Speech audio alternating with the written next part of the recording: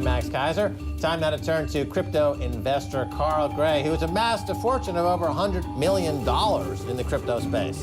Time now to turn to Bitcoin Jesus, otherwise known as Roger Ver. He's an angel investor in many Bitcoin companies, including Blockchain.info, BitPay, Kraken, and more. Time now to turn to Silicon Beach legend Brock Pierce, an angel investor in many companies in the Bitcoin, crypto, and disintermediation space. Time now to go to New York City and speak with Barry Silbert, founder of Second Market, and on which he recently launched the Bitcoin Investment Trust. Time now to turn to very early Bitcoin adopter Eric Voorhees, CEO of Shapeshift.io. Time now to turn to Charles Hoskinson. He's a cryptographer and one of the guys behind a new crypto phenomenon, Ethereum. Time now to turn to Andreas Antonopoulos, the go-to man for all things Bitcoin and crypto. Time now to turn to Tony Galippi of BitPay. Time now to turn to crowdfunding pioneer Simon Dixon, founder of one of the first equity crowdfunding platforms in the world,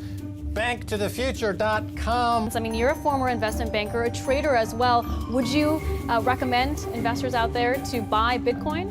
Well, I believe that there's a lot of untapped value. I think that the innovation of programmable money has got significantly further to go. You have to remember that over the years now, Bitcoin is a 6 years experiment, as it were. We've had now approximately $500 million of venture capital invested in startups and businesses that are building on top of this Bitcoin network. So now what we're seeing is a lot of that money coming through in building applications that make Bitcoin easy for people to use. As I said, Bitcoin is still at where internet was in 1995, for geeks, hard to understand.